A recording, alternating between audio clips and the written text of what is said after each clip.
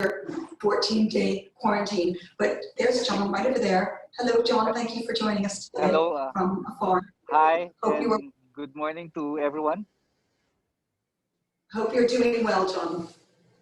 Yeah. So far, so good. Very good. Right. Yeah. Thank you. So each of us will be presenting today to you. And after that, there will be a question and answer session. And we look forward to your questions. We'd be grateful if you let us know who your question is for, directed to, and who the question is from, and we will take that up later. Our presentations should probably last just under an hour, and then the question and answers will be after that. So I'll start very briefly by giving a 10-minute overview on the situation that Pandiman has had with COVID-19 since its outbreak now. The format for the presentations today, I'll do a 10-minute presentation, followed by Atty, who will do about 20 minutes on the current situation here and now, and then Marjorie will speak, and then John Reyes after that. So back in March the 15th, when we first started with COVID and the outbreak and lockdown started, we had 8 people with that were caught with COVID at that time. And who knew then that now, 6 months later, we would still be with this situation that we're in today. For anyone who's visited us here in the Philippines, or for those of you who've heard that we have the worst traffic problem second to Bangkok, I believe it is, in the world, you might be surprised to see these pictures.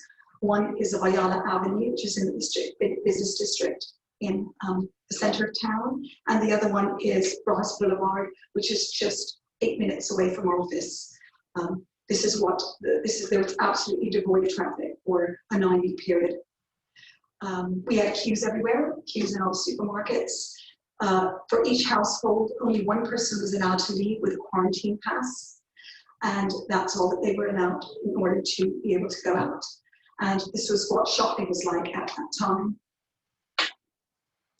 Pandiman had a skeletal staff working from the very start of the lockdown.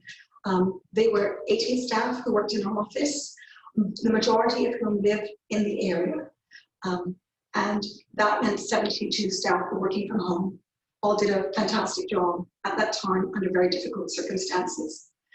We had stringent safety protocols in the office, the basic being social distancing, wearing of masks at all time, hand washing, use of alcohol, and even from way back in March 3, when we knew that there was going to be an issue, we spent a lot of time on mental well-being for our staff in the office.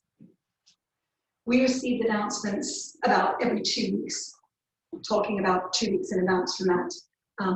And around about April came the 14-day quarantine that came along with anyone who entered the Philippines. And that is when we had the plethora of cruise ships in Manila Bay, shown in the photographs here. And basically, they became floating quarantine for crew that were coming in from abroad. So this is a picture that I took, a video from just by the US Embassy on Reyes Boulevard, showing just how many there were at the time. We, during the month of March and April, we were appointed to do a number of medical evacuations and, of course, emergency operations, all which proved to be a huge challenge with everyone wearing what are known as PPEs, or personal protective equipment.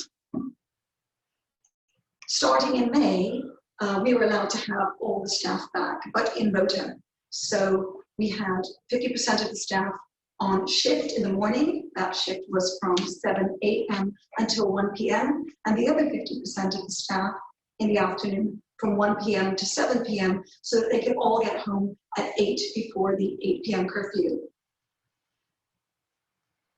A quick word about our company representatives.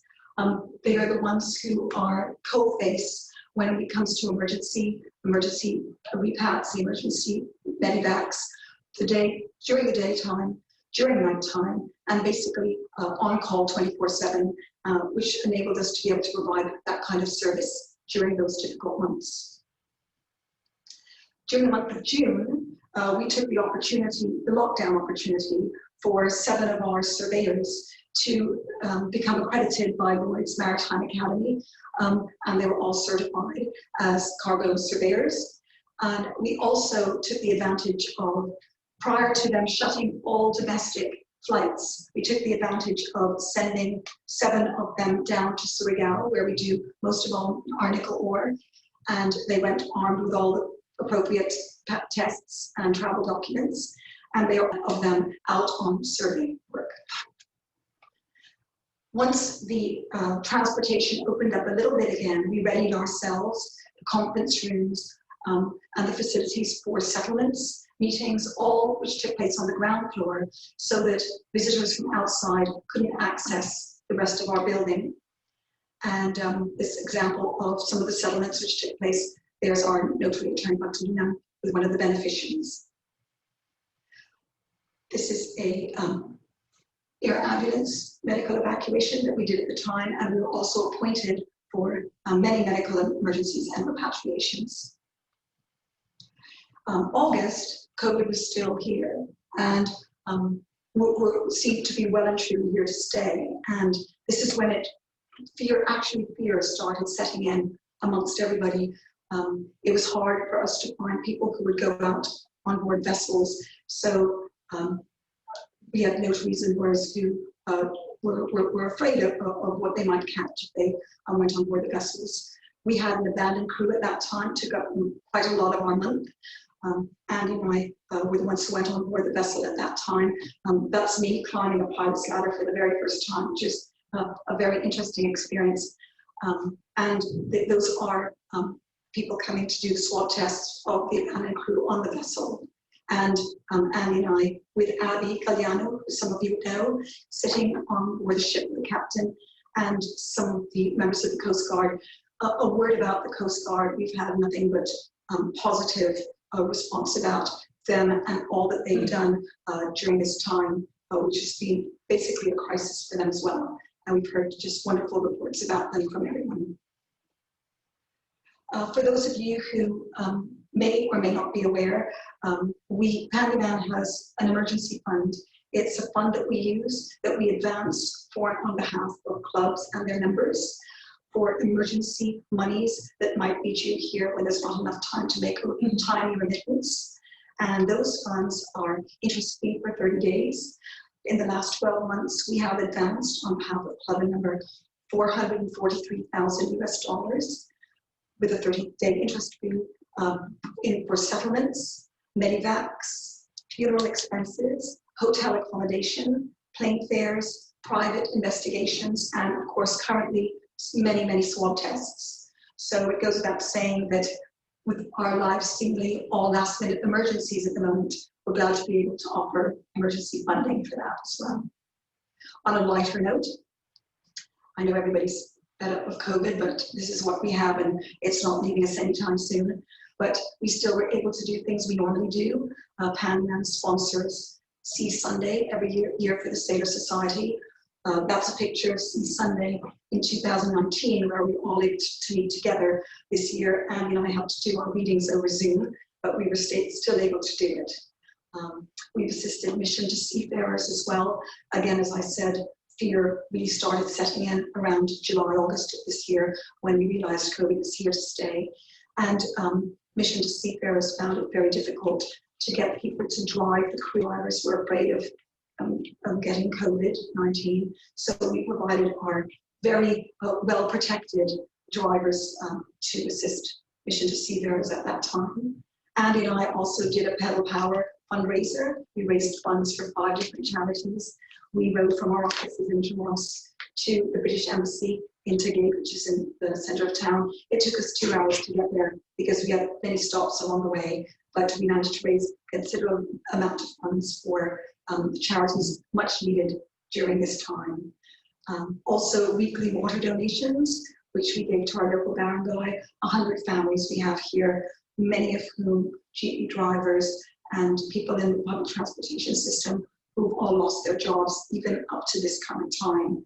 So they were very, very grateful for that. So just before I finish off and pass over to Andy and Marjorie, I'd like to take this opportunity to introduce to you management team. These are 15 staff who really basically hold down the fort here.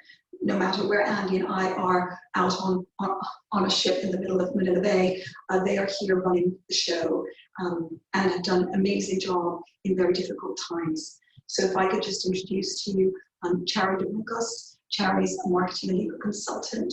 She's been with the company for 37 years. Delia Andrada, who some of you may have met, who's come to England, who's People Claims Division consultant and admin manager, who's been with us for 32 years.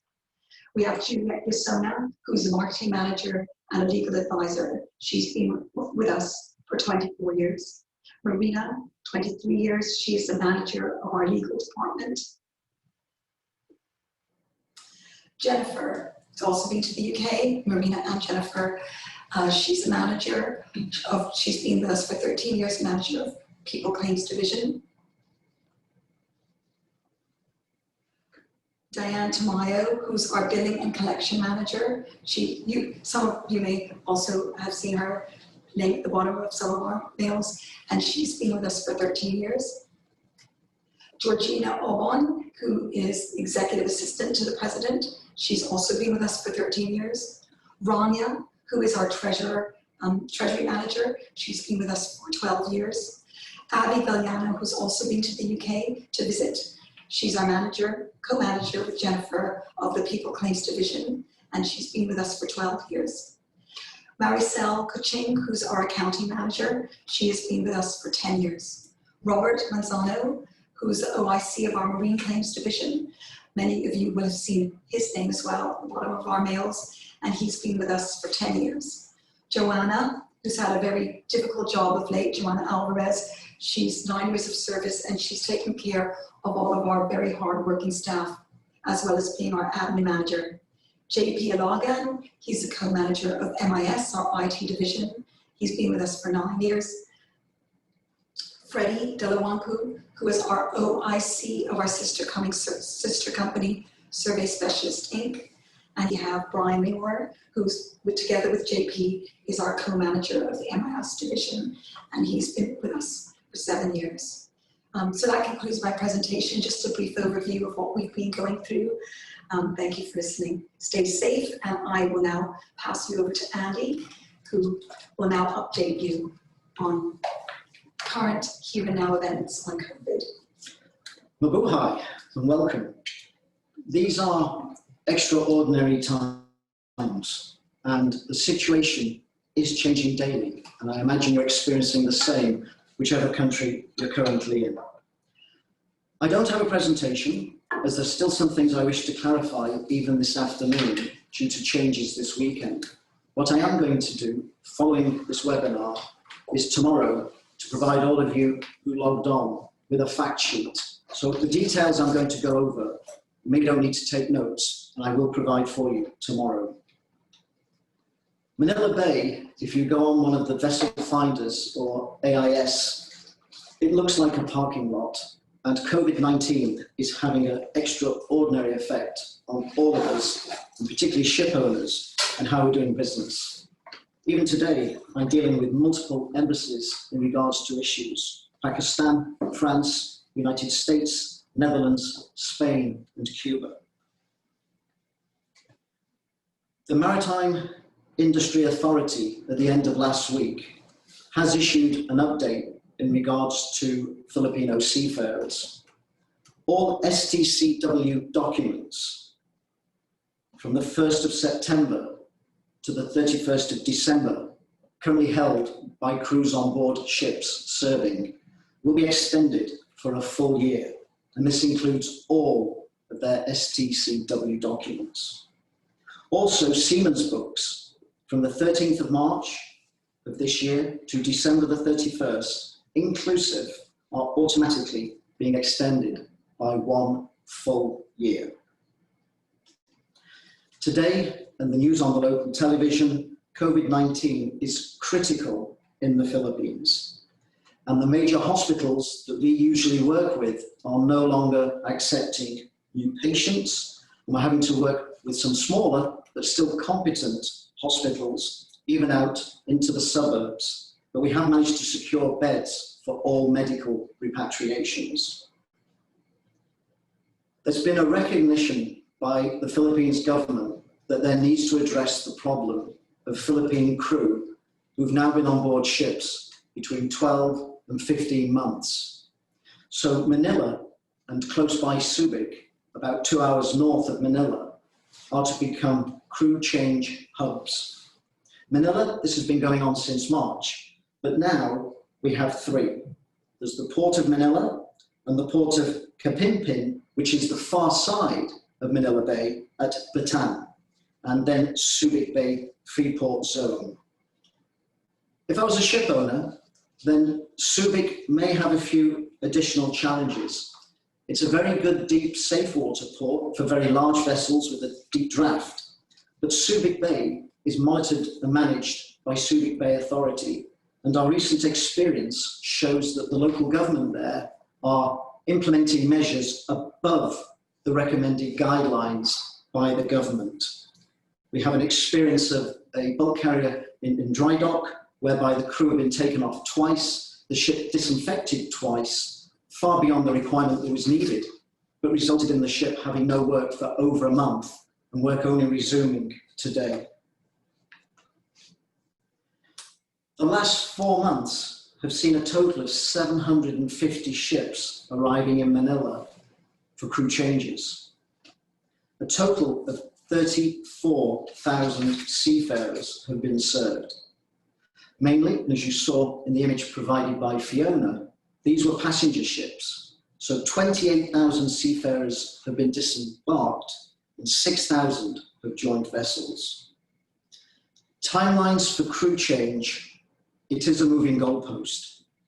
Cargo ships, a well-prepared arrival, the documentation addressed by the local manning agency. If everything is in place, then a crew change can be done in half a day. For passenger ships, this can take a week, or if they're being used as a quarantine vessel, could be here for 1 month. The Philippine government has stated there are currently 400,000 Filipino seafarers on board the world fleet. In discussion with local manning agencies last week and with industry organizations, both in the Philippines and abroad, it is believed we are expecting 2,000 vessels to come to Manila for crew change. I've had very many phone calls from ship owners whose crew have been on board 12 to 15 months and can just not fly them back to the Philippines. This is partly due to the heavy restrictions at Manila Airport, where numbers are being strictly controlled and the availability of test centres for those arriving, maybe 10 aircraft a day, so very limited numbers. To ensure smooth crew changes and to address a position put by the IMO, then the Philippines has designed the green lane. And this can be used for both Philippine seafarers and for foreign seafarers. The recommendations of how things are done are overseen by what's called the Interagency Task Force. When it comes to seafarers, both Philippines and foreign, this will be boots on ground handled by Marina, the Maritime Industry Authority, the Philippine Coast Guard, and the Bureau of Quarantine. The Bureau of Quarantine has to physically go to each ship when it arrives to clear that vessel. They're initially looking to see if anybody is showing signs of COVID-19 and will take their temperature. But there is a backlog. The number of ships here is huge.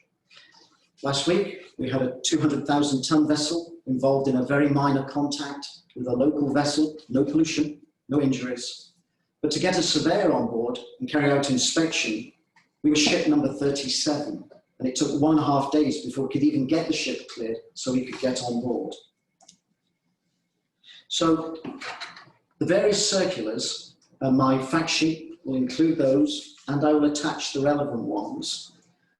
But there are very clear guidelines now for Filipino seafarers joining a ship in the Philippines, Filipino seafarers leaving a ship in the Philippines, Philippine seafarers joining a ship overseas and outbound from the Philippines, and Filipino seafarers in transit to come from, as you may be aware, the Philippines is a group of 7,500 islands, so internal transport arrangements to get them to Manila. For foreign seafarers joining a ship in the Philippines, and for foreign seafarers leaving a ship in the Philippines, and foreign seafarers in transit while in the Philippines. So both Philippine seafarers and foreign seafarers can use this green lane. You'll see the Philippine Coast Guard very active at the ports, but they're also controlling the situation at the airport, and they are at the coalface. So if we're dealing with Filipino crew, there are responsibilities by the local manning agency, referred to in the documents as the LMA. What the local manning agents need to address are letters from the principal, the ship owner, requesting crew change or disembarkation or joining of crew. A declaration by the seafarer signifying the seafarer has knowledge and understanding of the risks involved in the procedure. A copy of the employment contract. For Filipinos, this will be the POA. A copy of the passport, seafarer's identity book, valid seafarer's documents for STCW, and a current medical, a pre-employment medical, and a valid medical clearance for COVID-19. These documents must be submitted at least 24 hours before arrival, but based on the current congestion, we advise that local manning agents are in constant contact with the Bureau of Quarantine and the Bureau of Immigration several days leading up to the intended crew change.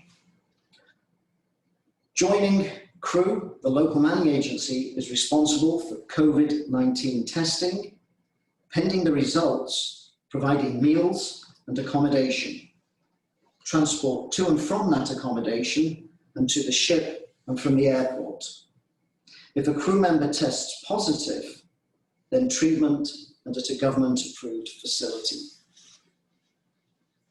For disembarking crew, and since the weekend, the circumstances are changing rapidly in how the local government agencies are dealing with this, both the Bureau of Quarantine and the Department of Health. But what's required for disembarking crew are a COVID-19 testing, which in the case of a disembarking crew arriving in the Philippines, either ship or at the airport, the charge for the COVID-19 test can be given or should be charged to PhilHealth. However, you may or may not be aware in the news, there are issues surrounding PhilHealth and its lack of funds. And to date, the local manning agencies I've spoken to have not yet been reimbursed. Also for disembarking crew, pending result, they can either be held on the ship while waiting for the COVID result or it's a quarantine facility. Again, if it's a facility, the cost of the meals and accommodation. Once cleared, the transport to destination. For foreign seafarers, slightly more complex, arriving by ship or aircraft. First of all, the foreign seafarer should not exhibit any symptoms of COVID-19.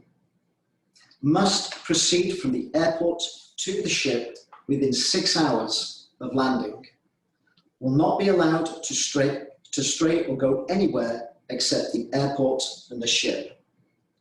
Must have what the Philippines call a valid 9C visa. Now, since March, foreign nationals have not been allowed into the Philippines.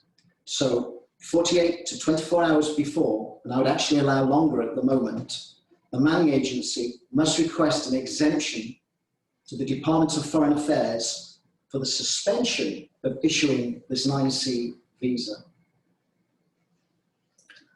They must also show that they have made provisions for land transport and transport to the ship. If the foreign seafarer for any reason does not embark the ship within 6 hours, They must then undergo a swab test and quarantine for 14 days. That 14 days may be reduced if the result of the swab test comes first. If the test is positive, then to a government facility.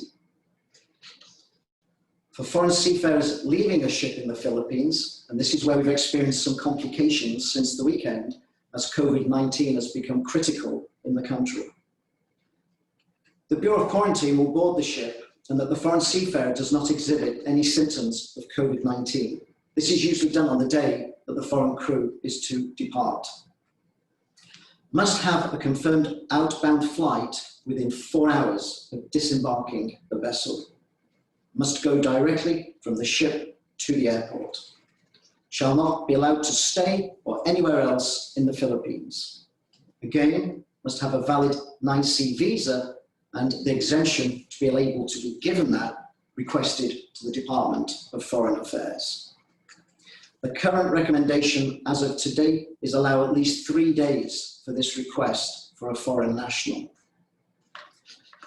Must hold a valid negative COVID-19 medical certificate. Now, when Fiona and I went out to the vessel, which was MLC, and had 13 foreign nationals on board, we were allowed to do the swab test on the vessel. With the overloading of the Bureau of Quarantine and what's happening currently, as of Saturday, they have stopped onboard swab testing unless it's a passenger vessel. So we're trying to clarify how that can be achieved when this is a requirement before they can come ashore. If the seafarer for any reason does not embark the ship within the 6 hours, then for the flight, they will then have to undergo again a repeat swab test and 14 days of quarantine, or if the result comes before the 14 days. Again, if positive, then to a government facility. One of the suggestions made by the Bureau of Quarantine about no longer doing swab tests on board the ship would be to bring 50% of the crew ashore to have that test undertaken. Those that are negative returned to the ship. Those that are positive to then go to a facility. A swab test can be turned around between 12 and 16 hours. Once the first 50% have been done, the second 50%. For the first time yesterday, we had a suspension of an intended medical repatriation and air ambulance flight from New Zealand. But in an appeal this morning, the Department of Foreign Affairs are now allowing that to be undertaken. Consideration should be given for air ambulances to maybe have 2 crews, because they won't be allowed to leave the airport and the aircraft will have to turn around. Again, we're trying to confirm in writing with the Department of Foreign Affairs, the Bureau of Quarantine, what these new protocols will be. This is certainly being a challenge with the new medical repatriations, and the goalposts are changing daily, but we are addressing these situations. And even as I'm giving this webinar, I'm waiting for one embassy and the DFA to give us clearance for 2 nationals to come ashore. These are extraordinary times and challenges, and personally, I've not seen the level of fatigue since my time and my command during the Gulf War. I'm extremely proud of the Pandiman staff. Long hours are being put in, and also by everybody we work with. We're here and they're dedicated to the support of ship owners and their PLI clubs. I will provide a fact sheet, including these details and circulars, and your time is very much appreciated. Salam alaikum.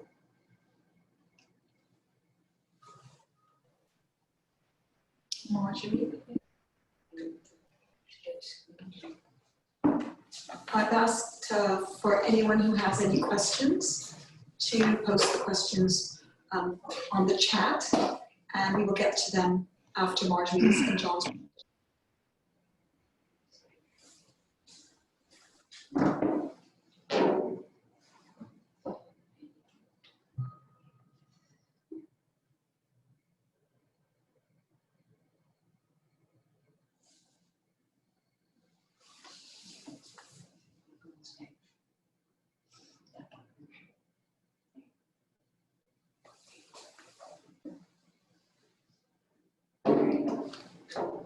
Good day, everyone.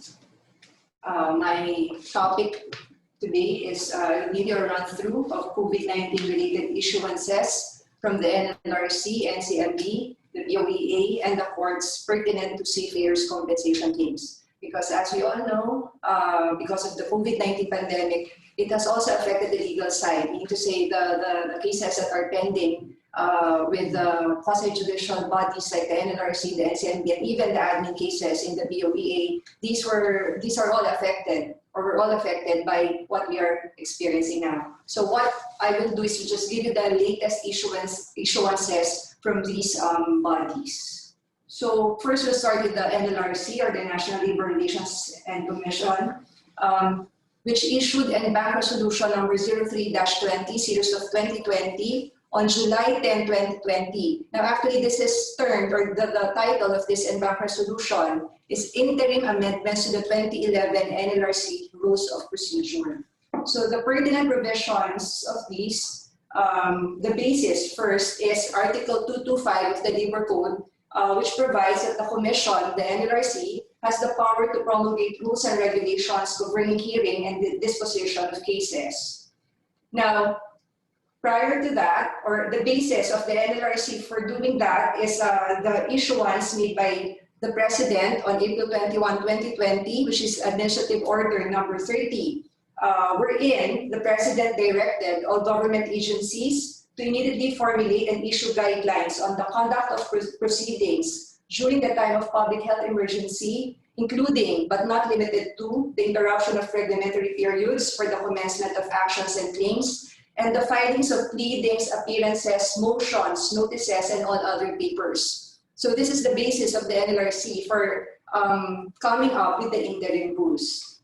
Now, what's the purpose for the interim amendments to the 2011 NLRC Rules of Procedure?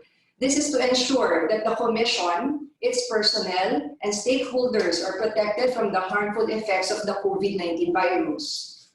Okay. Now let's go through some of the salient features. First, regarding mandatory conciliation and mediation conferences, the general rule now is that it is suspended in the meantime, unless the labor arbiter, in his or her discretion, sets the case for mandatory conciliation and mediation conference. So prior to our situation now, that's why it's conciliation and mediation conferences before the filing of position papers, but now it's suspended. And setting it is now discretionary on the part of the labor arbiter. Now, if the conference is set, or the labor arbiter finds it necessary to have such a conference, it shall be done as far as feasible through video conferencing or other electronic means that will not require face-to-face interaction. Okay. Now, if any of the parties has no access to technology for electronic hearings, the Commission may provide a hearing room and laptop or tablet for their use, but subject to availability of funds. That's what's provided.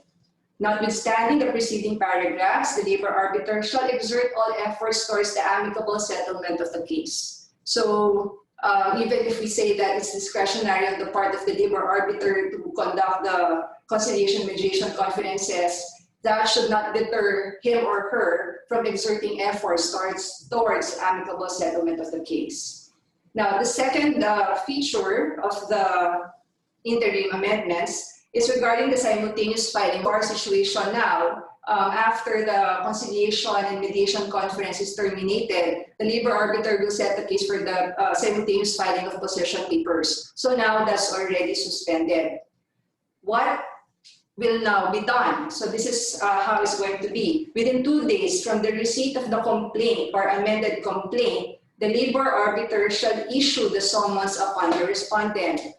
And then, within 5 days from receipt of the return of summons, the labor arbiter shall issue an order directing both parties to submit the respective position papers within 15 calendar days from receipt thereof. How? Through registered mail or authorized private courier. But please note that within 5 days from receipt of the summons, the respondent may file a motion to set the case for settlement. So there must be a motion. What about the complainant? Can he also file a motion? yes, within 5 days from receipt of the order to file possession paper, the complainant may also file a motion to set the case for mandatory conciliation and mediation conference for purposes of settlement. Now, it's not a simple motion because the motion should set forth the terms and conditions of the settlement proposal, including the amount being offered. So it's not just that the respondent or the party desires to have a mandatory conciliation proceedings for settlement possibilities, but there must be proposals already. There must be the proposed terms and conditions. And within 3 days, the other party shall file his or her response and counter proposal. Okay? Now, after that, based on the motion and based on the response of the other party, the labor arbiter shall now determine whether it's necessary to set. And if the arbiter deems it proper to have such a conference, then a notice of conference would be issued. So if no notice is received by the parties for such a conference, they shall proceed to file the possession paper within the period set in the order to file possession paper issued by the labor arbiter, and that is within 15 calendar days from receipt of that order. Okay?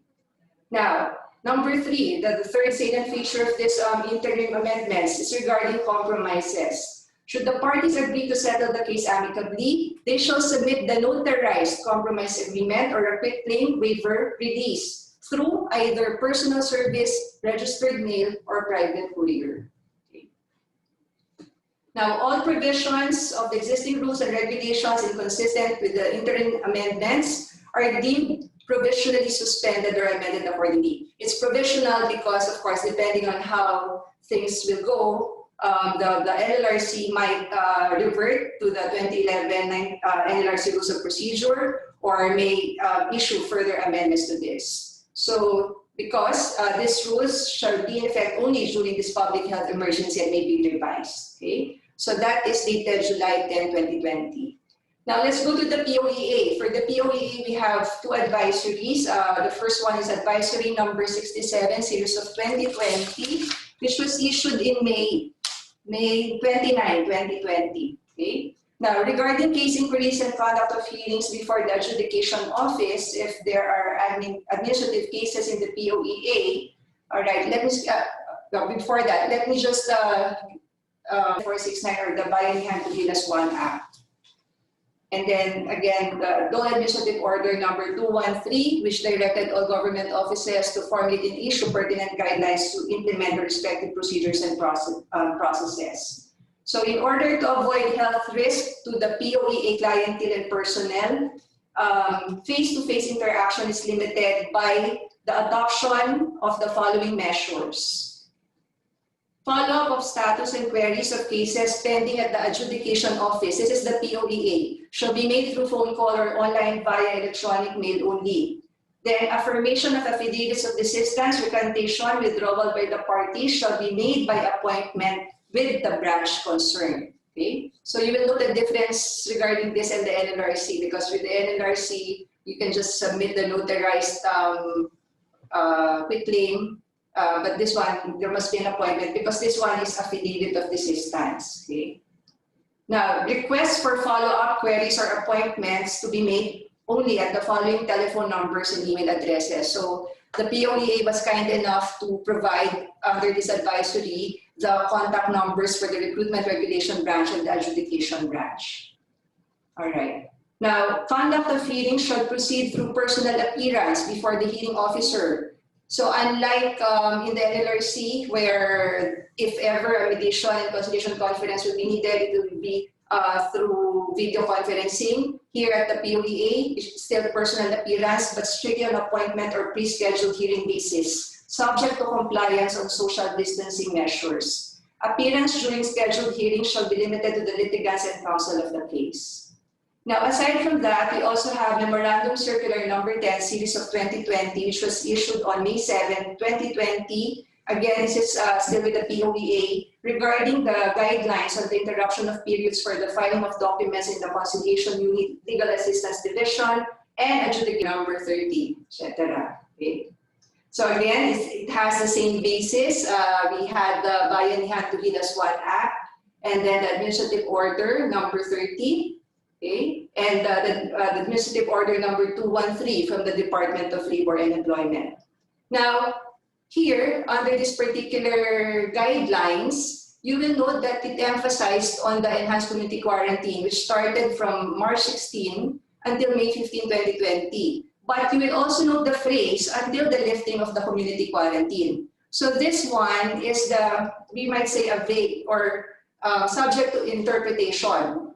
When will the POA consider the community quarantine is lifted? Because right now, we are still on a community quarantine, which is a general community quarantine. That's why I also included this. So we should not limit ourselves to the phrase enhanced community quarantine or the period of until May 15, 2020.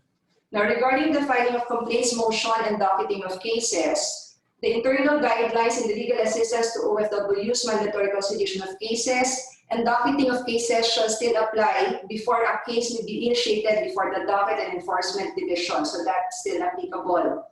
Now, the legal officer of the Legal Assistance Division Licensing and Regulations Office shall receive the request for legal assistance and find legal options that a worker can take pertaining to his or her complaint. Okay. Now, the LAD will refer the case to the conciliation unit for the conduct of conciliation proceedings, except for those cases not subject to the single entry approach or the SENA. The prescriptive periods for the commencement of actions, complaints, and other proceedings shall be interrupted reckoned from March 16, 2020, and shall begin to run for its remaining period when the community quarantine is lifted. Again, the question is, as of now, since we're on a general community quarantine, does that mean that the community quarantine is lifted already, or do we construe this as saying that the community quarantine is not yet lifted, so it's still subject to interpretation? Okay. Now, the conduct of conciliation conferences are suspended during the period of the enhanced community quarantine from March 16, 2020, and shall begin to run for its remaining period when the community quarantine is lifted. So one interpretation that can be done is that we can say that the community quarantine here just refers to the ECQ, but in some of the provisions, it's not really clear. Now, all is rescheduled. But as of now, when we made follow-ups for some of our cases with the POEA, they have not yet scheduled any conciliation conferences. Parties with pending conciliation conference schedules from March 17 onwards may avail of the online conciliation program pursuant to the guidelines to be issued by the administration. But we don't have, as far as I know, the guidelines have not yet been released. In view thereof, the mandatory 30-day period to dispose request for assistance is likewise extended for 30 calendar days from May 16, 2020, or upon lifting of the community quarantine. Again, the questionable phrase is the phrase upon lifting of the community quarantine. Now, for the issuance and service of notice and orders, it's extended for 15 calendar days counted from May 16, 2020. And again, the vague phrase, upon lifting of the community quarantine, is served to the parties through electronic means and facsimile, pursuant to AM number 19-10-20 or the 2019 proposed amendments to the 1997 Rules of Civil Procedure. Now, just aside on this, this one was issued, the 2019 proposed amendments to the 1997 Rules of Civil Procedure was issued by the Supreme Court on May 1, took effect actually on May 1, 2020. And one of its novel provisions is service to the parties through email or fax. Okay. Now, all licensed recruitment and managing agencies are directed to inform and update the licensing branch of their email address for easier communication. Now, for hearings and draftings of orders for the POEA, again suspended for the ECQ period, and again we have that general phrase, or until lifting of the community quarantine. All hearings falling during the community quarantine will be rescheduled. All right. Now, all pleadings and other submissions shall be acted upon after the community quarantine has been lifted. So the POEA is quite big about this. When do we consider the community quarantine as being lifted? Renditions of orders, judgments, and resolutions are suspended. All right. Now, for the overseas employment adjudicators, they are expected to draft orders in their respective residences during the ECQ and should forward the same for review of the appropriate officers once the ECQ has been lifted. So, Since the ECQ was already lifted, then it is expected that these adjudicators should have forwarded their drafts already. But again, when we make follow-ups with the POEA, we get the same response of it's still pending for resolution because of the many cases that are being resolved by the POEA. Okay, extension of period to file an appeal. The filing that was due or within the ECQ was extended for 15 days, counted from May 16, 2020. That would have been simpler, but we again have the phase or from the lifting of the community quarantine. Now, the advised operating units for immediately executory orders shall be prepared and forwarded to operating units. All right. Now, if you don't mind, then I will skip the other portions of the POEA so we can go to the discussion regarding the NCMB because I know that I might be lacking time already. All right. Let's go to the NCMB because aside from the NLRC, we have our cases, or we have more of our cases now with the NCMB because of the CDAs. So the NCMB issued advisory number 1 on August 17, 2020. And what does it provide? All right. It covers conciliation mediation proceedings for preventive mediation, notice of strike lockout, actual strikes or lockout assistance or RFA. So I highlighted the last two phrases because these are the ones applicable to the Seafarers compensation cases. Now regarding the filing, okay, requests for assistance or RFA shall be filed as far as practicable through the use of courier services, postal services, regional website, electronic digital platforms, whatever may be applicable. However, in the event that RFAs are personally filed, the regional branch concerned shall accept the documents for appropriate action subject to observance of the minimum health standards and protocols. Now, preventive mediation, notice to strike and lockout, actual strike and lockout, and notice to arbitrate, okay, shall be filed through personal submission at the regional branches concerned. So notice to arbitrate, personal, RFA, can be through other means. Now, for the conduct of the conference, as far as practicable, conciliation mediation conferences that are done online using different platforms such as Zoom, Google Meet, Facebook Messenger, Skype, Microsoft Teams, etc., and via teleconferencing. Based on experience, most of the conciliation, the conmeds, we call them the conmeds, they do it through Zoom or Messenger. So that's their preferred digital platform. Now, should the availability of facility for video or online conference be a problem to either party, the regional branch concerned may invite said party to use the facility of the office, subject to the prescribed minimum health standards and protocols. Now, face-to-face conference shall be resorted to only when either or both parties refuse video or online or teleconferencing, subject to health, safety, and social distancing measures and protocols. But based on our experience so far, they prefer the online teleconferencing rather than the face-to-face for health measures. Okay. Now, to minimize, if ever there's a face-to-face conference, to minimize overcrowding in conferences and to maintain social distancing measures, the number of representatives shall be limited to the following for each type of case. For requests for assistance, the numbers of representatives shall be, where there is a large number of individuals or group, the individual shall elect a representative who shall attend the face-to-face conference. Okay? Now, for NPAs or notice to arbitrate, each party shall be represented by 2 representatives, including the council. All right. Now, for preventive mediation, notice to strike and lockout, actual strike and lockout, the number of representatives is 3, including the council. Now, for conciliation mediation proceedings, if the areas are under ECQ and ECQ, or the modified enhanced community quarantine or hard total lockdown, the CONMED proceedings are suspended. And then the suspension shall be revoked after the lifting of the ECQ and ECQ or total or hard lockdown. And they will be rescheduled once the same is lifted. Now, we had 2 weeks of MECQ here in the NCR from August 4 to August 18. So for that particular period, the convent proceedings were suspended. But now that we are back under the general community quarantine, we've been having already the online conciliation mediation proceedings. So please take, this is quite interesting. The guidelines take effect retroactively on August 14, 2020. Why retroactive effect? Because they've been having already the CONMED online, even prior to the issuance of this advisory, put everything in its proper place. So they just had it in writing, what is being done already. Okay. Now, the NCMB also came up with advisory number 2 on the same day, August 17, 2020.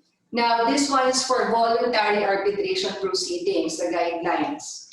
For prescriptive periods, all right, the interruption of prescriptive periods for the commencement of actions, claims, petitions is lifted in all areas under community quarantine, except in areas including the locality which are under ECQ and ECQ or hard total lockdown.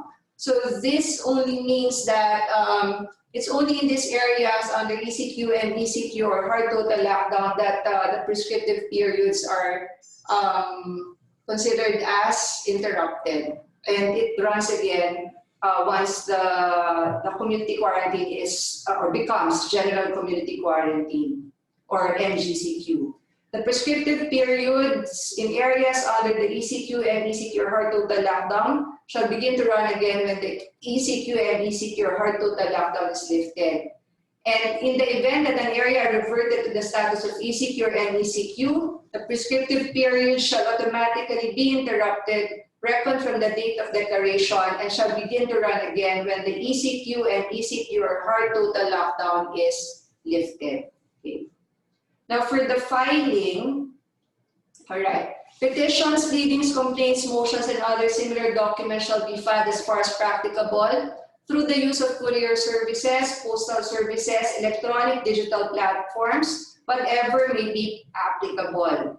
However, in the event that said documents are personally filed, the regional branch or voluntary arbitrator concerned shall receive the documents for appropriate action, subject to the observance of minimum health standards and protocols. So, meaning to say, it can still be filed personally with the regional arbitration branches. For conferences and hearings, okay, it shall be conducted through the use of digital platforms if available to all parties. In case of non-availability of digital platforms, conferences and other proceedings may be conducted through conventional means. So it's interesting to note that here, instead of using face-to-face conference, what is stated is through conventional means, which should also cover, of course, the face-to-face conference, while observing prescribed minimum health standards and protocols. Now, again, based on experience, so far the conferences that we've had with voluntary arbitrators are all done online. And the preferred digital platform is, again, Zoom or Messenger. In case of a party involving a large number of individuals or groups, the individuals shall elect a representative, if practicable, in order to minimize overcrowding face-to-face conference. Okay. Now, if conferences shall be held at the RCMB premises or the Regional Conciliation and Mediation Branch, the branch shall ensure that the number of conferences scheduled for the day for all voluntary arbitrators shall not exceed 10 cases. Okay? So, in order to have the observance of social distancing, the VA unit shall coordinate the schedules with arbitrators to avoid influx of clients in the office. Each party shall be represented by a maximum of 2 representatives, including the counsel. Okay. Now, for decisions, resolutions, and orders from the VAs, okay, they shall still be rendered subject to prescribed minimum health standards and protocols as the case may be. Okay. Now, for health and safety protocols, it's stated in this advisory number 2 that the minimum health standards prescribed by the Department of Health and Covid-19 IATF shall be strictly observed in all processes, and arbitrators now have the discretion of implementing a more stringent health and safety protocols in their proceedings if they wanted to. So it could be stricter. Now, for courts in the Philippines, our concern here would be the petitions filed with the CA and the Supreme Court. The latest administrative circular issued by the Supreme Court is Administrative Circular number 45/2020, dated August 18, 2020. So this one, the primary consideration for this administrative circular is the fact that the NCR was placed under GCQ beginning August 19, 2020, and court operations under the GCQ are subject now to the following guidelines. So all courts in areas under GCQ shall be physically open to court users. More so now that most parts of the country are already in the lowest form of community quarantine, which is the modified general community quarantine. However, the courts may still be reached through their respective hotline numbers, email addresses, and or Facebook accounts as posted on the website of the Supreme Court. If you have time, you may want to visit the Supreme Court website of the Philippines, and you will see there the list. There's really a list of all these hotline numbers, email addresses of all the courts in the Philippines. Now, all inquiries on cases or transactions, including requests for documents and services, may be course and acted upon through the said numbers, addresses, and accounts of the concerned court, or through the Judiciary Public Assistance section of the Supreme Court. Now, for the raffle of cases, and if in e-courts, we do have e-courts now, it's to be done electronically. Now, for the Supreme Court, okay, they are now supposed to have their sessions in court, except under exceptional circumstances where sessions may be conducted through video conferencing with prior approval from the Chief Justice after consultations with the respective division chairpersons. So this now is the general rule. They're now meeting. They're now holding their sessions face-to-face or in court. Now, the offices of the Chief Justice and Associate Justices shall operate in accordance with the respective discretions of the Chief Justice and Associate Justices. All other offices and services of the court shall be physically open and may operate with a skeleton staff of not less than almost all of the offices there, they're operating on a skeleton staff of 50%. Okay? They do a rotation, weekly rotation of their staff. The chiefs of the different offices who shall be in court shall ensure that every court personnel is assigned certain tasks to effectively and efficiently implement respective office mandates, even if they are working from home. Now, for the CA, the Court of Appeals, this is our concern, and the two other appellate courts, which are the Sandigan Bayan and the Court of Tax Appeals, this is what is interesting here. They may continue to receive petitions and pleadings electronically. Note the use of the word may. This means that we are not mandated to just file our pleadings and petitions electronically. We may still do so through registered mail, but the court, the appellate courts are now open to receiving these petitions and pleadings electronically.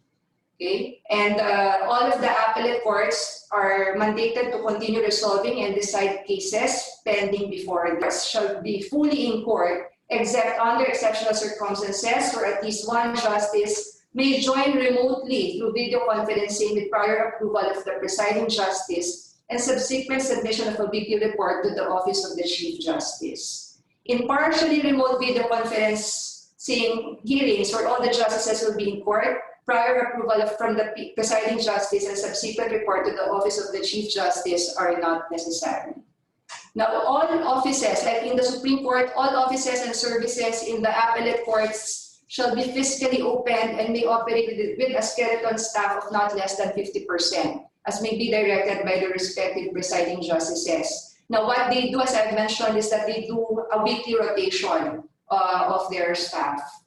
And the chiefs of the different offices are again directed to ensure that each court personnel have their assigned tasks, even if they are working from home.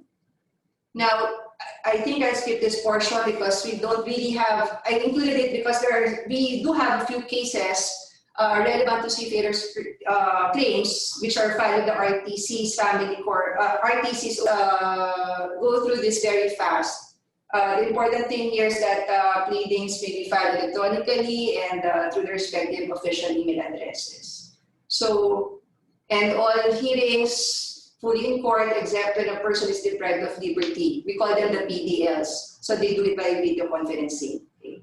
And again, like in the Supreme Court and the appellate courts, skeleton staff of not less than 50%. night course and Saturday course shall remain suspended until further notice. And this one, as I have mentioned, is the latest one issued by the Supreme Court. I expect the Supreme Court to come up with a new circular or new advisory soon because of the situation that most parts of the country now are under modified general community quarantine or some clarification. So that's all. Thank you and stay safe, everyone. Thank you, Marjorie. I think we're about to hear from John Hi. Reyes now. Hello, John. Hello, There guys. Hello there. Yeah. Well, basically, I will just touch upon the several kinds of quarantine and its relationship pertaining to the situation like the NLRC. And anyhow, if we have prepared a short video as to the classification of the quarantines that the Metro Manila in the Philippines has undergone, but we will just attach it here, the link. I will no longer show it, and for your own private personal perusal or viewing, we will just attach the link here. So anyway, the Philippines, specifically Metro Manila. Metro Manila is the economic bulk of the country, you know, and now it has a population of 40 million. So since March, we have undergone several classification of quarantine. First of all was the enhanced quarantine where everything was prohibited. All businesses was prohibited except for the essential businesses like power, electricity, water, and well, of course, transportation was prohibited. And then we shifted, after 3 months, we shifted to a modified enhanced quarantine, which is like less stricter, but still very, very stringent. And for the essential businesses, again, they were allowed to operate. And some businesses, well, you might call semi-essential, were partially allowed to reopen. Now, then we shifted to the general quarantine where mostly our businesses are allowed to operate but subject to strict protocols. But and now public transportation is allowed, but subject to 20% only, not 50% because that is the under modified enhanced quarantine. But basically, what is the effect of all this quarantine to the agencies of the government? Well, everything stopped during the enhanced quarantine. Particularly NLRC, the National Labor Relations Commission, the National Conciliation and Mediation Board, and we went to GCQ. And of course, as Judge Jing discussed, if upon resumption of transition to GCQ, the general quarantine, then most of these agencies like the National Labor Relations Commission will now resume operations. But unfortunately, it has not, like NLRC, unlike the National Conciliation Mediation Board, it is now conducting virtual conferences during the conciliation. But there's some problem with respect to the voluntary arbitrators. No? It has not yet been fully availed of. However, in the National Labor Relations Commission, everything is suspended until the present time, no? Except for accepting cases. It's skeletal workforce because at least two arbiters, labor arbiters have been, two labor arbiters contracted the COVID-19. And a lot of the labor arbiters now, they don't want to report for work. And I've spoken with Chairman Nograles 3 days ago about what the possibility of them availing of virtual conferences. And he said there's a committee that is studying whether or not they can avail of these virtual conferences. And I told him that because I told him that he can link or dovetail to the network of the Land Transportation Office, which is handling all online registration for driver's license, car registrations, and they can use that network nationwide. And he said to submit a concept paper, then he will let his information technology technician to evaluate whether or not they can adopt the virtual, the network, dovetail to the network of the Land Transportation Authority office, which is being handled by Dermalog, a German-based company. No? And hopefully we can start with virtual conferences also with the National Labor Relations Commission. Now, what is been, well, the effect of this quarantine, let's look at the effect of this quarantine to the claims of the seafarers. Thus far, it is, well, limited cases have been filed, but because of one, prohibition to travel from the province to Metro Manila, or at best they're under quarantine, because as I've said earlier, Metro Manila now is the epicenter of the COVID-19 in the Philippines. We have 14 million population, and how much? I think half of the 200,000 infected people are from Metro Manila. Now, because of this, there's been limited access to cases, and of course, the closure, the suspension of the NLRC, and suspension during the enhanced community quarantine. And this prolonged quarantine has in effect making the people need funds, no? Because the economy is not working, it's not in operation, because so many businesses have closed and are not operating, and people need money. The economy is not moving very, very well.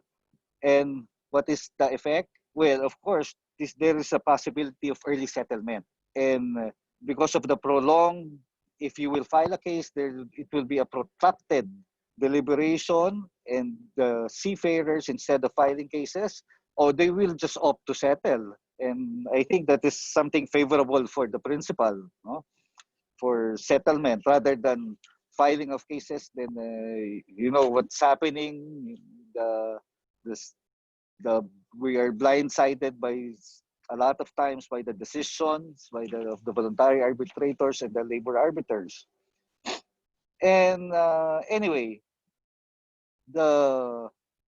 I think that the government now is doing so much towards the improvement of the economy and the condition of the seafarers. For example, that as proposed by, I think, I don't know if the proponent, I think the proponent is DFA, of the creation of the green lanes. No? Now, as Andy has discussed, operational in, no, it's not yet operational because they need, Marinas just submitted some guidelines or for the implementation of the green lanes. But right, of course, there's already a special lane for the seafarers, but hopefully after Marina submitted the guidelines for this green lanes, then it will be operational, and probably it can be the Philippines can be the international hub for crew changes, and somehow this can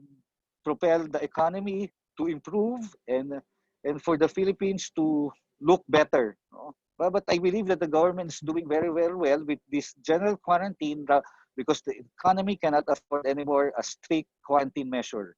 Now, what they're doing right now is leaving the responsibility to the barangay or the component of the city to make granular lockdowns, not the lockdown of the entire metropolis, and that is very good so the economy can move. And also, of course, the problem right now, as Andy also said, is the PhilHealth, and the Red Cross is not being paid. The Red Cross is actually the one should be paying for inbound, as per the joint circular in the Green Lane resolution, for the PCR test, the swab test for the seafarers. And since PhilHealth has no money and Red Cross is overwhelmed, I think it's the local manning agencies who are now shouldering the cost, of course, of meal, board and lodging. And these are the things, but I'm pretty hopeful that the country will improve in 2 months' time, as based on the study of the University of the Philippines, that the R0, the reproduction number will be, I think it's 1.5 right now, and it will be reduced to 1.1. So it's nearing to the flattening of the curve, because what has been reported right now are those tested 2 weeks, 3 weeks ago. So I think everything is going well, and so far this quarantine will, of course, cases are not moving, but it's favorable for settlement. And that would be all for me. Thank you.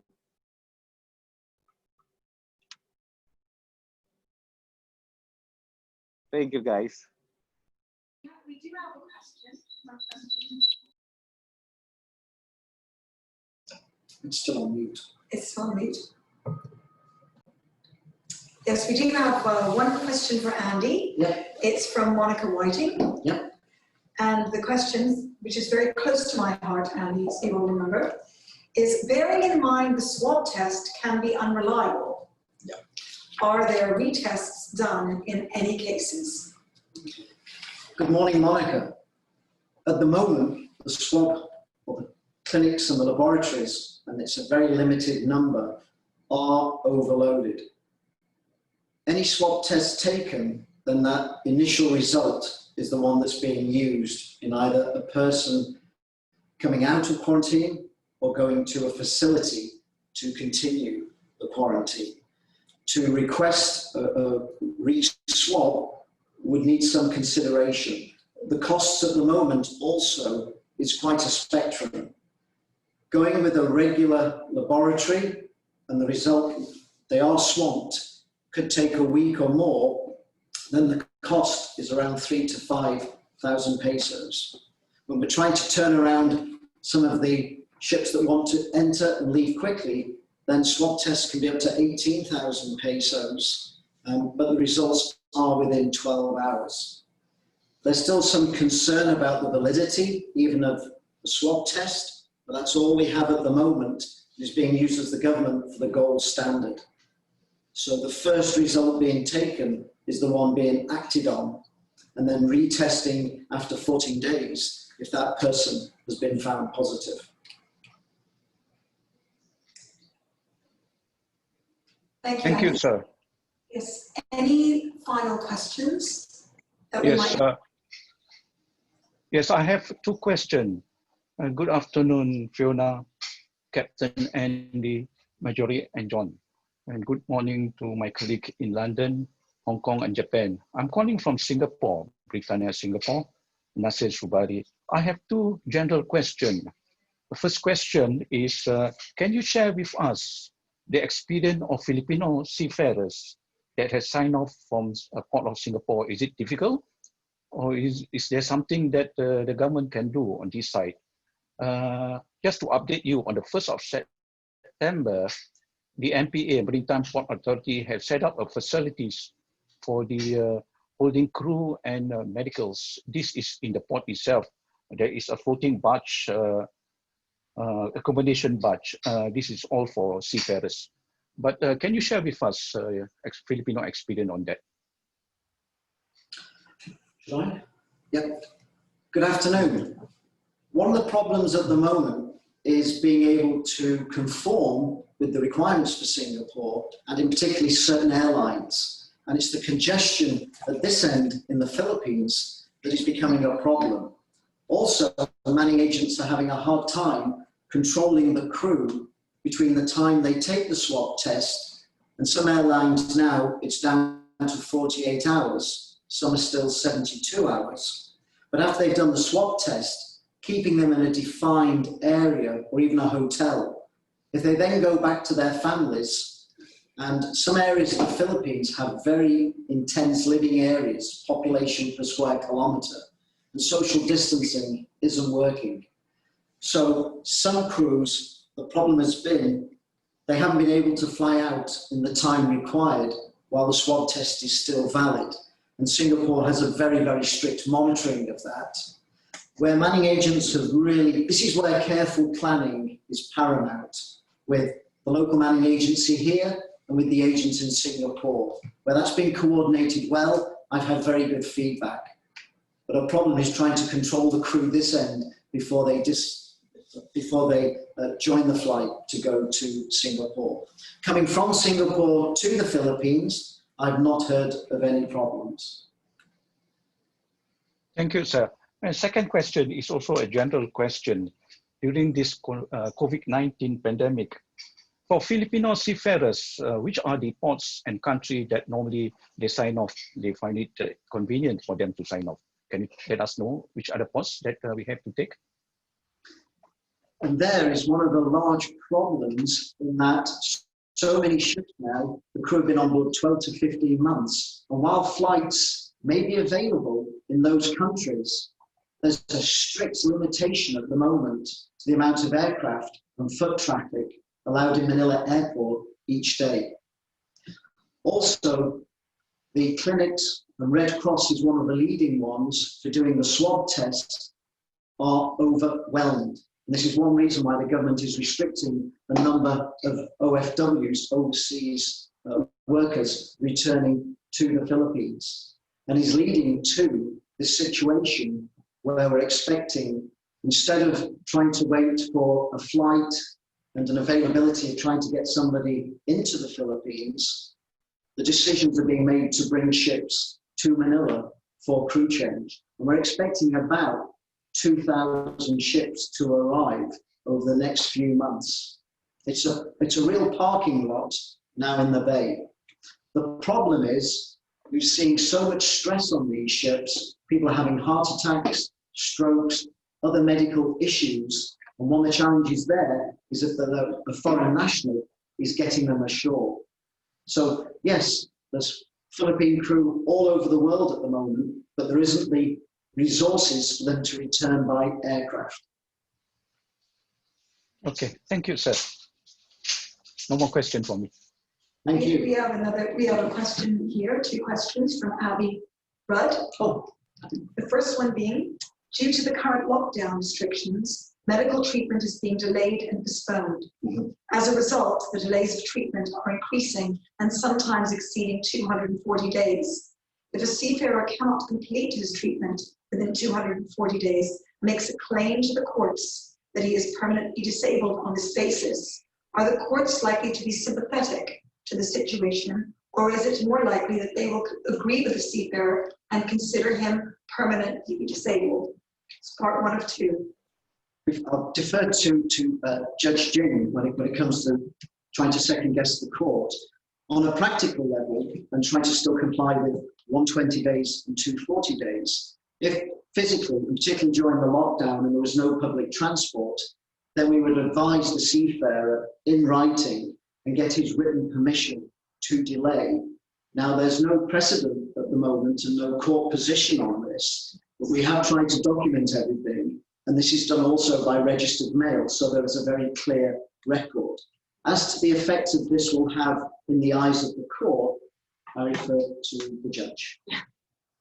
Well, I'm hopeful that the courts, especially, for example, if a case reaches the Court of Appeals and the Supreme Court, that the courts will be sympathetic to the regarding this matter, especially since this is a unique situation that we have, and of course, the probability or the possibility of exceeding the 120 days or the 240 days is likely given the current situation, and I hope that the courts would, of course, take that into consideration. But it's also difficult to second guess the courts right now, especially since sadly the recent jurisprudence coming from the Supreme Court tend to be really pro-labor. But that's different for this particular situation. I hope that if we get a test case in court, or even with the NLRC, or even the NCMB, that if this happens, then the courts would be considerate regarding this matter. But I'm glad to note that, of course, Pandiman has been documenting everything, because this would, of course, beef up the defense later on if and when such a situation is filed with the NCMB or the NLRC, and eventually the courts. Okay. I don't know about Attorney John, if he has the same view. Hi. also, this is just a suggestion, no? But this is also, I think, making my suggestion also makes a reference to the second question of Abby, if you don't mind, no? Which is actually, Let me ask that question. The second question of Abby is, yeah, okay. in some cases, we have seen seafarers refuse to follow up on their ongoing medical treatment due to fear of COVID-19, leaving the treating doctor with no other option other than to discharge them. The seafarers are then seeking compensation on the basis that they are still not fit for work. If they refuse further medical treatment and postponement of same, what else can our members do to ensure their position is protected? Well, first of all, as suggested by Andy, the registered mail is well documented. But other than that, we should also, there's a suggestion that to get the handwriting of the seafarer, that he will be seeking an extension, no, for treatment, so that will be properly documented to protect the members. Now, other than those things, we should text them. So this is properly documented. So we have evidence that he doesn't want to be, despite the recommendation by the company's designated physician to extend the treatment, that he doesn't want to go to, and he will reply through text that I don't want, I cannot. And so these things are properly documented and to ensure the protection of the members. Number two, with respect to transportation, let's say out of Metro Manila, well, through the manning agents, the big manning agents, they have a satellite office in the provinces, and probably there they can get the hospital, no? So instead of traveling to Manila, let's say in Bacolod, the satellite office now will correspond with the seafarer, and there's a hospital here.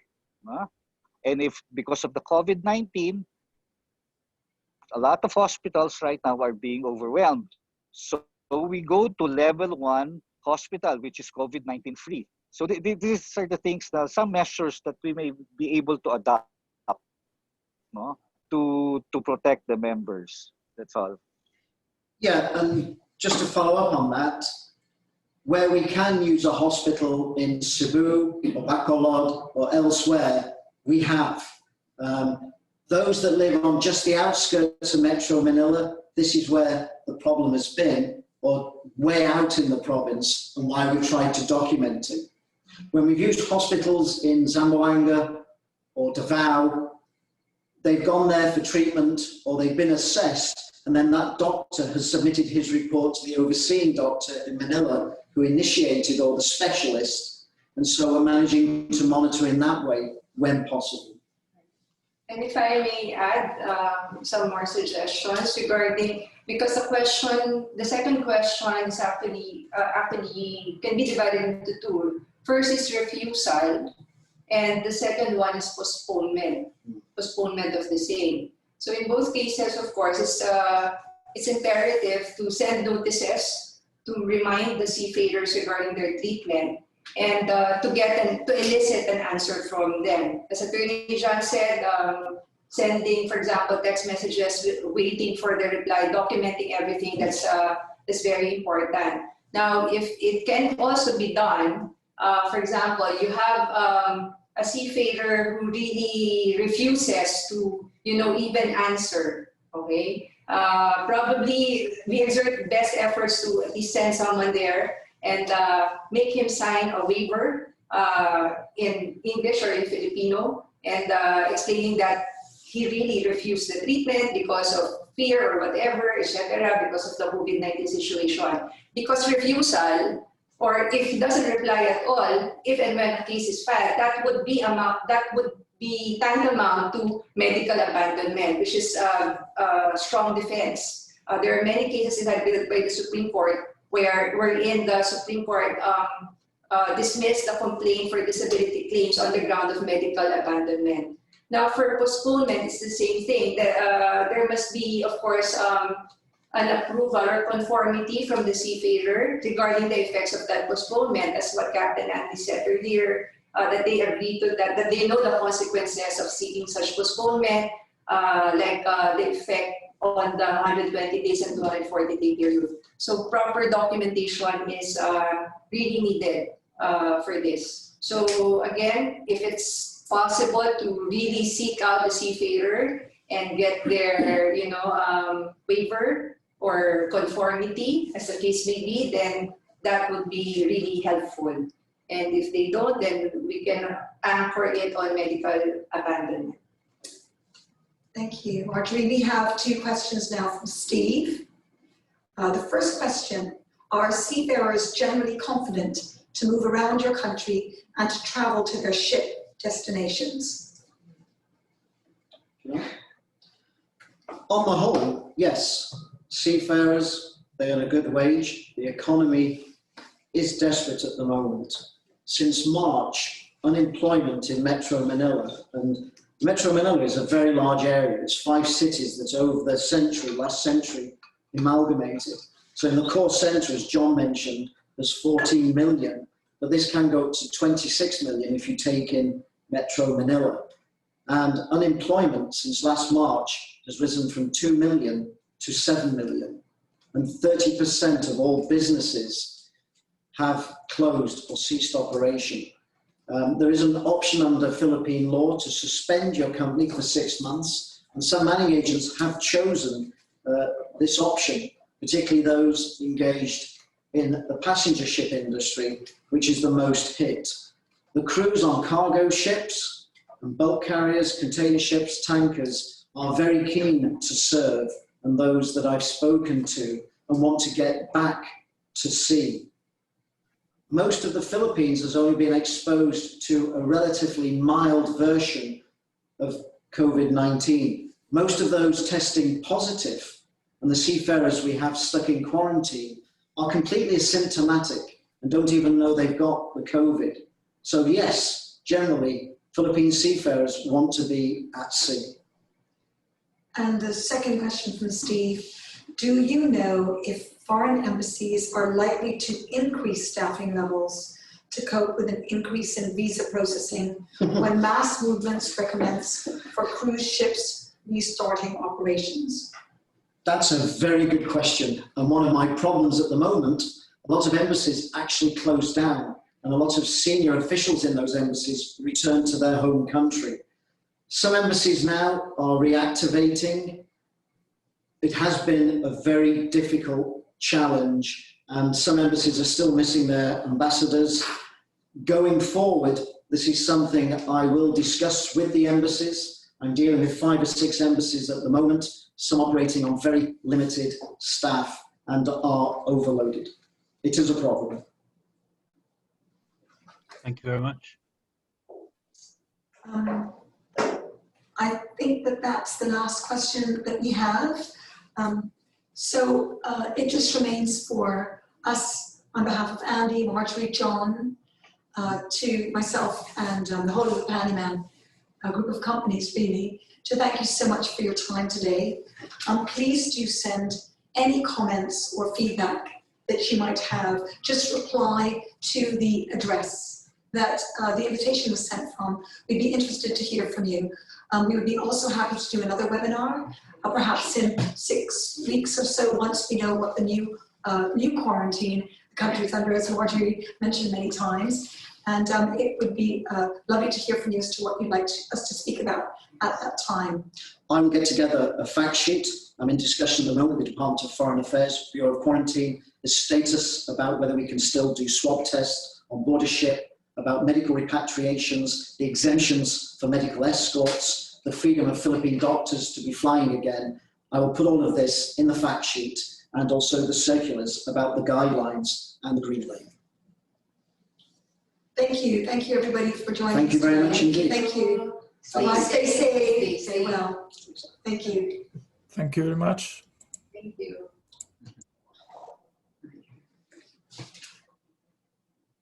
Thank you.